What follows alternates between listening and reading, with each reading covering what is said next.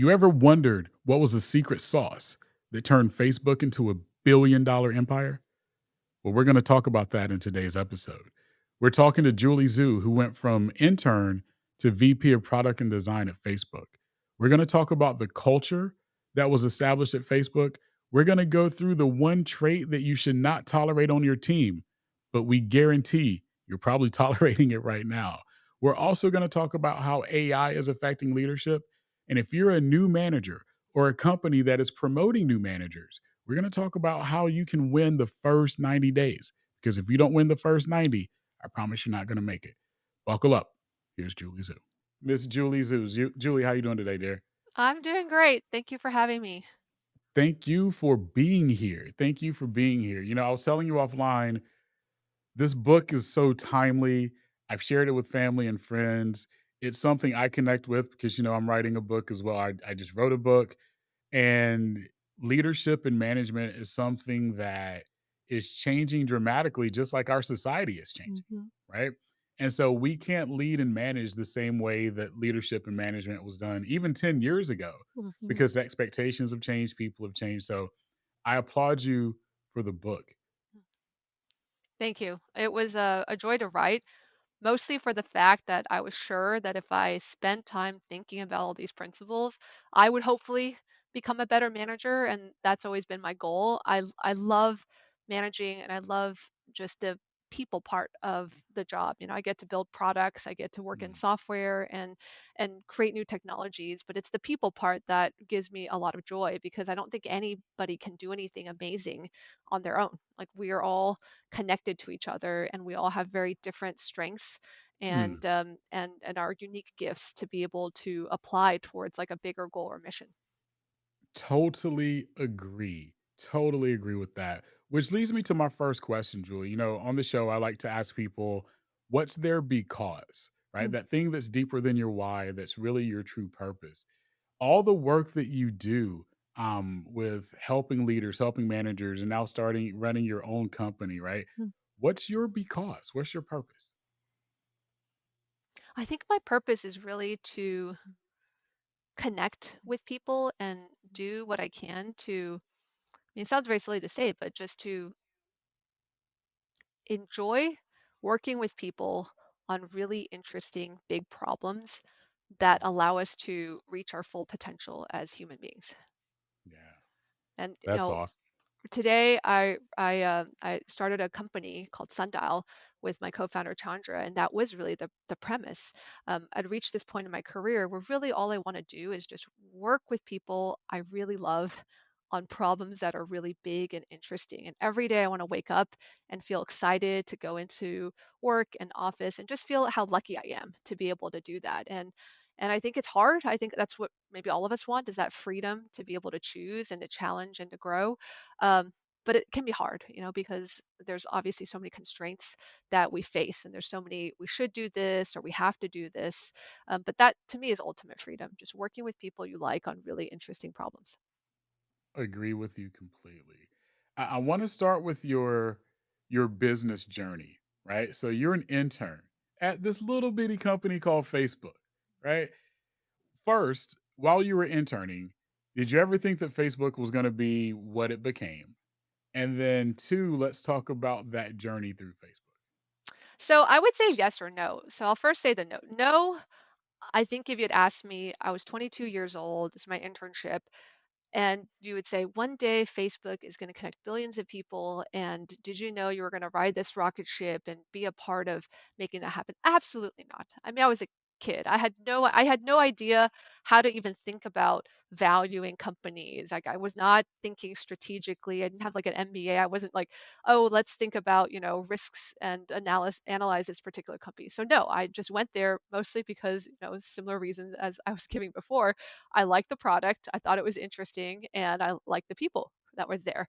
But I would say yes in the sense that at the time, Facebook was a college and high school social network. So nobody really knew about it. And, my mom would call me and she would say things like, "Why are you going to this company? Like, this isn't really going to go anywhere. Why don't you go work at Microsoft or Google or something that we all know?" And I did believe, and I think everyone at Facebook at that time believed that we were much bigger than just a high school and college social network. That our dreams were much bigger. That there was like a lot that the world wasn't seeing about what we wanted. So I definitely feel like that vision, and of course, Mark very early on had this very, very grand vision for what he wanted to do to connect the world. But I think we all believed that. And I certainly, I was like, Mom, I'm going to prove you wrong. Yeah. Yeah. So you go from intern to ultimately VP of product design, which is phenomenal, by the way. I've read the book, so I'm going to ask you the questions, right? But was there a moment when you were, I don't want to say fearful, but when you were nervous, when you were hesitant as you're making this journey throughout your career? The entire, I want to say 7 years of my first 7 years where I, like, became a manager. I was asked to because our team was rapidly scaling. So we were at the startup, we were in hyperscale mode, and the person who was leading our design team, I joined when the design team was about 7 or so people. And so a couple years in, we had hired a manager, and she basically said, we have two new designers joining. I don't really feel like I have the time to meet with them. Can you just take on managing? You get along with people. Why don't you do it?" And that was my qualification. I got along with people, and but I didn't know anything about managing, and I would say that was true for all of us. Like, many of us were just recent college grads, just like a year or two or three ago, and we didn't really have like a long-standing model because of how quickly we had scaled from being a very small company. And so I certainly felt like an enormous imposter, and I would say that feeling was fairly consistent for about 7 years after managing. And then maybe after year 7, I started to think, okay, well, I still feel uncomfortable, but at least I think I'm getting a little bit more of a sense that discomfort is part of the journey, and I'm more comfortable with the fact that I am uncomfortable. I get it. I get it completely. That's where growth happens, right? Like Mhm. we can't grow when we're stuck in comfort. Mm. For the listeners and viewers, talk to us about that culture at Facebook, right? Because I've heard all the stories about how such a tight knit community it was, and how it was just an awesome vibe. My wife is from the Bay Area as Uh-huh. well, and so all the companies that are there. It seemed like Facebook was the one that was for like that new, whether it was millennial, Gen Z, or whatever, but it had that type of vibe. Talk to us about the culture. So, because the product did start out built by young people for young people, it was very much a company full of employees who were very, very young. And so that has a bunch of pros and cons in its early days. I think the Mm, one of the pros is like we just didn't know what we didn't know. And so mm, we can kind of think about a lot of things not just, oh, this is the way it's always been done, but hey, we're taking on the problem. We're kind of thinking maybe how should we solve it from our own vantage point. And I think that allowed us to be more innovative in certain respects. But certainly earlier on, we also the downside is you didn't have great models about how to do things. Now, the good news is as Facebook scaled, we hired in some really incredible seasoned leaders. I think Sheryl Sandberg had a really large role to play in terms of the management and leadership culture, and just brought a little bit more discipline and really great grounding first principles. But what made I think the Facebook leadership and management culture a wonderful place to grow and learn was this idea that it mattered. Like, we cared about people. We were a social network. We really, really cared about people. We cared about each other. We cared about transparency and feedback. And so it wasn't one of those places where you never talk to someone, but you kind of resent what they're doing. This idea of open feedback, of being able to think about feedback as a gift. And we're all in it together. We're all trying to do this very big and bold, ambitious mission, but let us support each other in doing so while being direct with one another about what we think we can do better. So I think it was a very growth oriented company in terms of personal growth. This idea, not nobody was like, we all know the answers. We've done mhm. this a million times. We're right. Like, nobody thought we were right. It was always this, well, we probably can learn and we can grow and we can get better. Then there was this, we really care about people and we think people are the core of what will make this company and our problems to be able to get solved. So that pillar of care was there. And then I think finally there was that feedback is a gift and directness and being able to work and work through conflict. That was the other third pillar. And I think those three things came in to make it, I think, a really great place to learn how to manage and grow in that craft. No, I agree with that, and that actually lines up with a lot of the things that you talk about in the book. So I'm going to keep promoting the book because I want everybody to see this and go get this book because it's going to change your life as a manager. Julie, I want to hit a couple of things head on because we agree we're in alignment. Mm, One of the first things you talk about is, managers aren't born, they're made, right? And I have the same thing with leaders. Leaders aren't born, they're made. You might have traits, right? But you still have to develop them. I try to parallel it to sports. If you grow to be 6'10", you have a better chance of going to the NBA mhm, than somebody who reaches 5'10", right? mhm, But there's still a lot of skills that you have to develop to actually mhm. make it to the NBA. And Yeah. it's the same thing with managers, right? Like you can have traits that you're born with, but there's a lot of things you need to develop. So talk to us about that. I love that basketball analogy because, I live in the hometown of Steph Curry, and this goes back to like, yeah, you can be great, and there are so many important skills and traits. I think you're absolutely spot on that there are many things that we can do. Now, all of us are unique. We have our own specific qualities that we bring in. And I think a lot of what it takes to be a really great leader is to be able to figure out how we can amplify those strengths, how we can become aware of our blind spots and figure out how to augment them. Right. Doesn't mean we have to be perfect at every single dimension, but we Mm, do need to be aware so that we can often build a team or surround ourselves with people that can augment what it is that we are weaker at. So I think the most important quality of of being a great manager is like, do we have a good understanding of what the role entails, and is that something that's interesting to us? Because I know that when I first started managing for many years, I almost thought about management as a series of tasks or jobs per se, right? Like, oh, mm, the manager hires people, the manager fires people, they figure out who gets promoted, they have meetings, they do one-on-ones and tell people what they're doing wrong. Like, these yeah. are my mental models of like the activities or the tasks of a manager. But I realize like all of them are actually just a means to the end. And the end, which is the true goal of what we're asking people to do when we ask them to be managers, is to get better outcomes from a group of people working together, right? And the outcome has to be contextual to why are these people together. If I were Hmm. a superintendent for a district, the outcome is better education for children. If I run a hospital, it's about saving lives. If I work in software, it's about building products that solve a problem for people that get used frequently and are valued. But we have to first understand the problem, and then we have to understand, okay, so there's a group of people, and this is the outcome. So my job as a manager is how do I get that group of people to do either better work, higher quality work, or faster work, because that's what's going to help us get to that outcome better. And I think as a manager, this is just the most important thing. And if that's not what really you care about, like maybe there's I know that for some people, right? And that you can be like somebody who loves doing an activity and maybe the craft of that activity, and that's what you're drawn to, and you wake up every day and you want to get better at heart surgery, or you want to get better at actually educating students, or you want to get better at painting or design. Like you can be a a stronger and stronger craftsman in that particular field.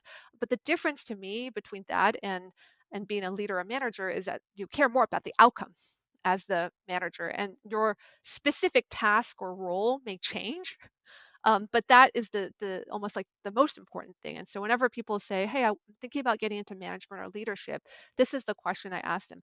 Do you really care much more about the outcome, and are you willing to play many different roles or do many different tasks to get to that outcome? Or do you actually love one particular activity so much that you want to continue to deepen your love of the craft and your quality of that particular craft, right? And I think the world supports both. Both are Yeah. really valuable, Yeah. but we kind of need to know that about ourselves. I agree with that statement. I actually did a video a while back on for leaders, outcomes versus outputs, Mhm, right? And if you care more about the outputs, Mhm. right? The outcome will never be what you want it to be at the time that you want it. You can Mhm. ultimately get to the outcome, but it usually doesn't happen the exact way that you want it when you care too Mhm. much about the output. But let's talk about outputs for a second, though. Mhm. You know, today, huge topic AI, Mhm. right? And we talk about leaders and managers. I think why Julie is saying you need to focus more on outcomes is because at some point, AI and technology will start doing the outputs for you, right? Mhm. Not saying that it's going to replace us as humans and that we don't need a human to overlook those outputs, but the grind of the outputs, and I'm starting to see it in the things that I do and the clients that I have, AI is starting to take place a little bit. So I'd love to get your thoughts on AI and how that is starting to intertwine with leadership and management. Yeah, there's a couple of different things that I think about when I think about AI. The first is exactly as you said, which is that AI is a tool. And ideally, it's a tool that helps us do certain aspects of our job better, faster, higher quality. And as somebody who thinks about the outcome, I definitely think every manager and leader should be thinking about how can our team be 2x as good or 2x as fast or do 2x as better work or 3x or 10x because we're using better tools.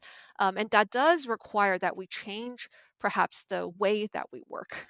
Right? Maybe there was a very specific way that we were, I don't know, publishing books or doing other things. And now with the AI tool, certain things that maybe we were doing by hand, we were very manual about, can be automated and AI can do them and take on some of the load.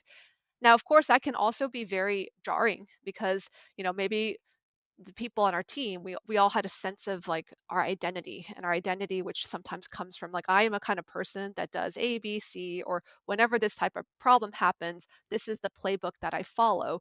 And whenever there is a disruptive new technology, it changes things. It's like, wait a second, like I'm not the person who does A, B, C because now I have a tool that can do B and C, or I'm not necessarily, this is not the playbook that is tried and true for how to do it. And so I think that anytime we have a new disruptive technology like AI, it will necessitate change. And change is hard. It can be very destabilizing. And it can, especially, if it's about like, well, who are we? Like what am I good at? Like what do I think of as my identity? Which leads me to the second thing I think about in regards to management, which is the role of a manager more than ever is also to try and really be sturdy, to recognize, like, to not just put your head in the sand and think, "Hey, I'm not like la la la, the world's changing, but like it's not going to change us." No, we need to embrace change, but we also need to provide sturdiness for our people. Like I think it's very, very important to be able to go to a team and to help the team embrace change, but do it in a way where we can still be focused on kind of what are our first principles of what matters as humans. Like, because there are things that only we humans can do that AI will never be able to do, at least at this point, right? I could be wrong. Talk to me in 10 years. It's anyone's guess how the technology will evolve. But my strong hypothesis is that the why. You started this out, right, by asking me, what is the why? What is the because? And that's a very human thing. Only we can have a sense of what really matters to us and why does it matter and what are the problems that we mean to solve. Only we can have a sense of what are our values. We can certainly say, hey, maybe the outcome is, we're running a business. Obviously, we want it to be profitable. Obviously, we want to make as much money as possible. But I'm sure if I were to ask you, well, are you willing to go and, sell a bunch of drugs to people if that's going to make you more money? You're like, no, because you have values, and values are very, very human, right? So it's not always just about what are we getting from it. It's like, what are the things we stand for as a company, as an organization, as a group of people. And I think that that's a lot of the role of leadership and management, especially when things are disruptive, as they will be, and in very, very rapid times of change, as what we're seeing right now. Agree with you completely. And I want to double down on something talking about values and culture, going to Mhm. your book. So, one of my principles of leadership is that every good leader knows their team better than their team knows themselves. So, you know how they Mhm. think, you know their personality. So, I Mhm. want to tie this to your book because in your book, you say there's one thing you should not tolerate. Hmm. And I'm going to go down this path. because one, I agree with it, and two, it made me change something not in my circle. Mm, You say, don't tolerate the asshole. mm, Right? We mhm, all have that person that maybe they're the best salesperson on the team, mhm, but deep down, they're just an asshole, right? mhm, You might have that person that's the lead developer, but mhm, deep down, they're just an asshole. But people mhm, tolerate it because they're perceived as the best or they can't be replaced. mhm. Talk to us about the importance of getting rid of that toxin in your culture. Yeah. I think that, and I've also gone through this myself, which is often when we have someone who is really good at whatever is the role or the job or the craft, I think we get really afraid. Oh my gosh, if this person isn't here, we're just going to lose all this output and we're not going to be able to reach our goals or be able to get to the outcome. But I think the thing that we often are not weighing, we undervalue, is to what extent does that type of asshole attitude actually suppress everyone else from in the team from being able to reach a higher potential and to be able to do better work? Because what often happens is like that person commands a lot of attention, they kind of put each other people down, they're very very difficult to work with, so everyone's like trying to accommodate, and as a result other people, their star is not able to shine in the same way because of the fact that they're all trying to make it work with this one person, right? And maybe they're everyone else is a little more demoralized. And if they're more demoralized, they're probably not, coming into work every day excited, ready to do their best work because this person is sucking a lot of the oxygen out of the room. And so my sense is it often we underweigh that, right? We think, oh, if I this person goes, I lose their output, but we don't realize that sometimes when that person goes away, everyone else has a chance to shine and to do so much better. And if like there's 7 people who now can do twice as good of work, like our team is going to be better off. Completely. And I say I extend it to friends in your circle as well too, right? Like you have people in your circle that they're just a butthole. You Mhm, really don't like being around them, definitely in solo environments. And when there's a group or team around, it's like everybody knows, okay, they're so and so, they're just going to go do their thing. So I'm going to challenge people, look at your circle. You mhm, probably have someone in your circle that wears being an asshole like a badge of honor and they know mhm, it. And you mhm, all know that I'm right. You mhm. need to evaluate that because that person is toxic and the energy that creates is going to limit you from being the best version of you. Absolutely. And I think that's such a great litmus test, which is, hey, after do I look forward to seeing this person? And also after we hang out, what am I feeling? Am I feeling kind of worse, or am I feeling more energized, more motivated, more alive? Like what is that feeling? And I think that that North Star that we have, it doesn't, it's not wrong. And a lot of times again, we ignore it because we're like, oh, I don't want to confront this person. I don't, it would be rude of me to do X, Y, and Z, right? But we kind of also have to stay true to ourselves. I think that's so important. Absolutely. You know, last part of the book, or last thing of the book, it's not the last part, but it's really important. Julie, I want you to talk to the new manager or the leader that's promoting a new manager. What are some tips that they can do to win the first 90 days? Because to me, it's so critical. If you Mhm, don't win the first 90 days, you're not going to win. And let's mhm, just be very blunt and honest about it. You have mhm, 90 days to win over yourself, mhm. to win over your team, and then to also win over whoever it is that you report to. Mhm, mhm. That's a really great question. I think the first and most important thing is that trust is the foundation of any successful management role or any sort of leadership role. So you kind of have to really focus on how do I establish trust? And again, we sometimes have this idea in our heads that the way I'm going to get people to trust me is I have to get out the door and prove and say all this smart stuff and really impress people. And that actually is not usually the way to create trust. I think the best way to create trust is you have to be a good listener.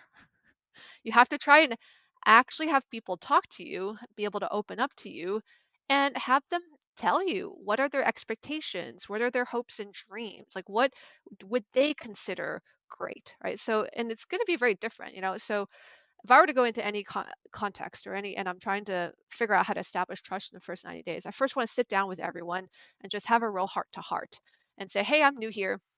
I don't know a lot. I'm going to need a lot of your help, but I want you to tell me, what would it look like for you to have a really great manager? Or would you want a manager to be able to do to support you or support the team? Right. So have them understand their expectations of what it would mean for you to show up for them. Second would be about the team. Like, tell me about what's going on with the team. What is going really well and that I probably shouldn't change is going really well, and what's not going well that are important problems for us to be able to solve that you would want me to know about. Again, I don't want to go and be like, I'm going to be the person to solve them. I want to just identify what are these problems with the idea that we're all collectively as a team are going to solve them together. Right? So I would say that I would do that with the people who are going to be on my team as well as my own manager. So very important in the first 90 days. Hey, you just hired me. Clearly you have a bunch of hopes, dreams, expectations for what you hope that my presence here will be able to do for the team. What are those? And we can get, what is it in a year's time? What is it in 6 months' time? What is it even in the first 90 days? So we can get very meta here about even thinking about how the first 90 days could unfold. And I think if you go in and you have a good listening ear and you're able to actually ask people these questions and they tell you, then you have a really nice playbook for Right. what success looks like. Right. Amazing. Amazing. So we've talked a lot about management and leadership, but Julie decided to be an entrepreneur, which means that now you're responsible for a lot of things, Julie. Mhm, Like you not only are you an entrepreneur, but you did it as a startup. So you didn't do an mhm, acquisition, right? Like, yeah, so startup, you get to see everything. I talk to leaders because I often get asked, Mick, what's the biggest difference between being a leader or manager and an entrepreneur? And I simply say this: when you're a leader, you have an accountability department, right? Like mhm, you have walls. And even though you might know other things, you get to stay singularly focused on this one thing. And yeah, there mhm, might be 20 things within the one thing, but you're right here. mhm, As an entrepreneur, you've got 1,000 things and you're mhm, responsible for that. Plus, oh, by the way, the decisions you make affect if your employees can eat at night. mhm. Right. So talk to us about the journey of Sundial, a little bit about what it is and why that became a passion for you. Absolutely. So my company Sundial, we're still pretty early stage. We have about 60 or so employees. It's been 4.5 years. And we were very much brought to doing this, my co-founder and I, because of our mission. We really, really wanted to help people be able to make better decisions with data. And that's something I very much believe in. It's part of my philosophy of being a great leader, but just even how I want to live my life, which is, Mhm, look, we're all biased. I know I've got biases. And I have a lot of things that, the way that my brain works is often it's pattern matching, right? So based on things that have happened in the past, there's a new situation, I automatically come to some kind of conclusion. But a lot of times that conclusion is probably wrong because it's not grounded in like getting a lot of actual data points from reality.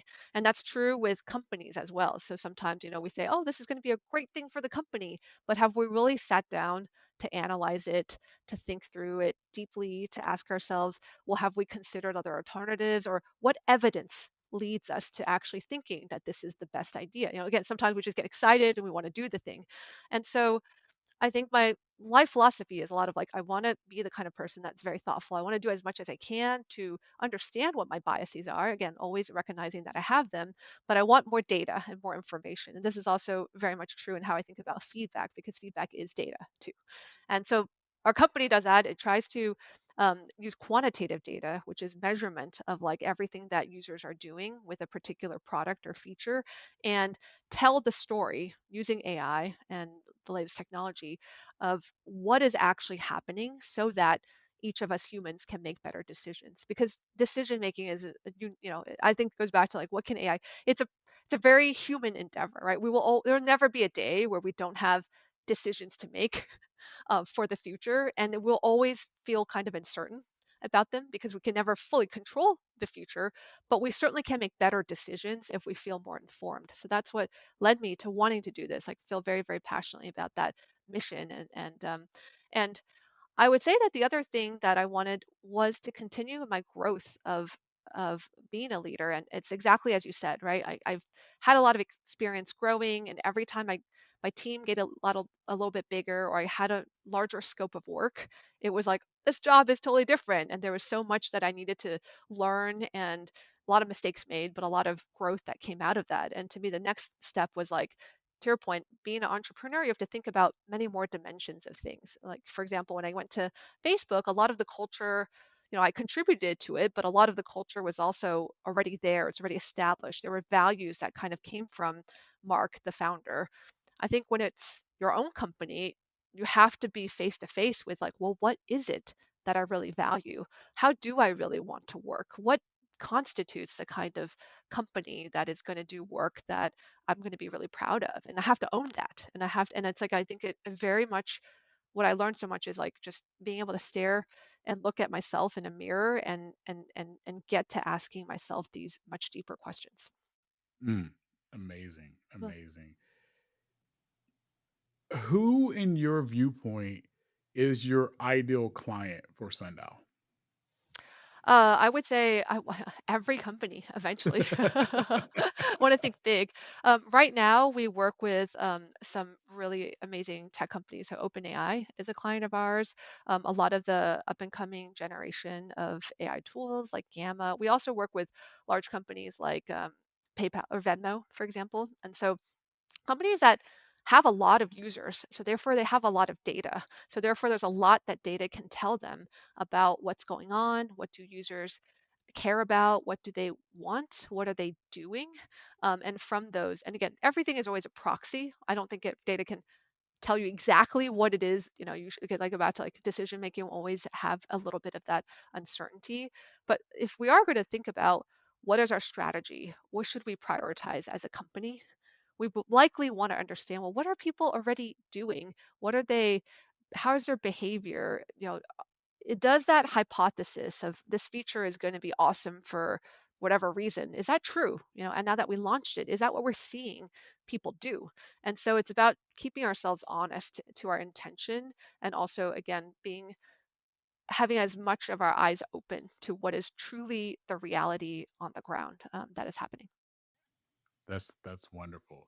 So I'm gonna start sending people your way, Julie. I'm gonna Thank you. start sending people your Love way. it. So I would love to work with just, and I love actually also working with different companies because it's part of my fascination and curiosity is also how do great companies operate? Because like right, people, right. every company is a little bit different, and I always learn so Very much different. too from from getting to talk with people who work and lead at different types of environments. Yeah, wholeheartedly. Julie, I know how busy you are. I'm honored that you spent some time with me today, and I know that the viewers and listeners are writing many, many, many notes because I've been writing some as well too. I'm gonna get you out of here on my quick five. Mm. Quick five, rapid fire. You Okay. ready? Yep. What's the your favorite leadership quote that you live by? Oh, my favorite leadership quote. I'm not doing this really well on the quick. Okay, first thing that came to mind is make it happen. I have a little banner behind me that says that. Make it happen. I love it. Number two, what's the first app that you check every morning? Slack, yeah, work Ooh, emails or work going to messages. work. Yes. Going to work. Oh. What's the most underrated habit of great managers? I think time, which could be journaling time or reflection time, but just having a block at the end of the week where you think, you reflect, and you plan. It, super hard. I mean, it's so important for us to ground ourselves, but hard to make the time for it because everyone's so busy. Absolutely. Absolutely. You're planning a vacation. What's the first place that comes to mind? Europe, a city in Europe that I haven't been to before. Okay. Good stuff. Last rapid fire. Who's your favorite California-based basketball team and why is it the Los Angeles Lakers? I mean, look, I'm Warriors all the way. I feel very lucky to have lived in the Bay Area during a lot of very exciting seasons. There you go. Good Yeah. stuff. Julie, again, appreciate you so much. I'm going to have all of your connections in the show notes, but while we're here live, where can people find and follow you? I'm on Twitter. My handle is Joulee on most social networks. So I'm pretty active on Twitter. I'm active on LinkedIn. I have my website, juliezhu.com, which links to, wonderful interviews like with yours. You can find my book, The Making of a Manager, at bookstores everywhere. All right. I'm going to have links. I'm going to put links up for Amazon and Barnes and Noble, just so I can give you some love at those stores because I know how important that is. So, Julie, thank you so Oh, much. over. I blog. Yes. I should have said this first. Oh, I have a Substack. Yes, Looking Glass. So I write there a lot, and it's one of my favorite ways of trying to clarify things in my mind. see, I'm going to need you to be my Substack mentor if you don't mind. We'll talk about Oh it yeah, offline. But absolutely. I, I'm a big fan of Substack, so I'm very all happy right, to. I need to get started, but I don't know what to do. So Okay, I'm gonna pick your brain if you don't mind. let's talk. Yeah. Let's do it. Julie, again, I thank you. For all the viewers and listeners, remember your because is your superpower. Go unleash it.